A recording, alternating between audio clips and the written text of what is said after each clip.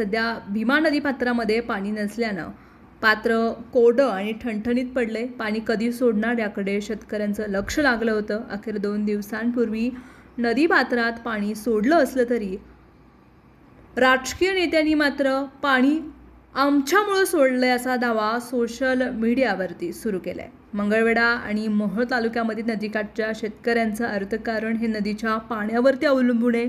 वेळेत पाणी आलं तर नदीपात्रात पुरेशा पाणी साठ्यामुळे लगतचे हजारो हेक्टर क्षेत्र ओलिताखाली आल्यानं जिल्ह्यामधील बहुतांश साखर कारखान्याला ऊस पुरवठा करण्याचं काम सातत्यानं नदीपट्टा करत आहे। सप्टेंबर महिन्यात पूर परिस्थितीमुळे नदीकाठच्या शेतकऱ्यांचं खरीपामधील अर्थकारण हे पूर्णपणे कोलमडलं आणि ते नुकसान सहन करत असताना नदीकाठच्या शेतकरी पुन्हा उभारला तर रब्बीमध्ये काहीतरी हाताला लागेल या आशावरती शेतकरी गेल्या अनेक दिवसांपासून नदीपात्र हे कोरडं पाहून चिंतातूर झालाय। पाणी हे सोडण्याबाबत उदासीनता दाखवली जात होती। त्यामध्ये जिल्हा परिषद निवडणुकीमध्ये देखील पाण्याचा मुद्दा मोठ्या प्रमाणामध्ये चर्चेला आला होता। त्यावेळी फार प्रमाणामध्ये पाणी सोडलं, मात्र गेल्या काही दिवसांपासून नदीपात्र हे कोरडं पडलं होतं। नदीपात्रावर अवलंबून असलेल्या अनेक गावांचा पाणी पुरवठा योजना देखील बंद पडल्या आहेत।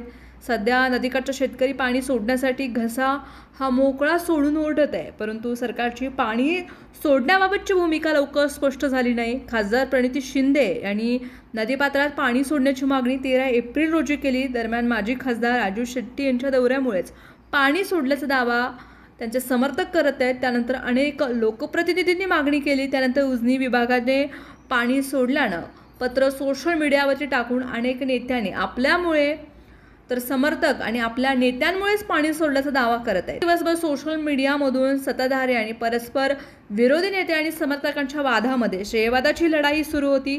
बिचारा शेतकरी मात्र हातभलवून पाहत होता।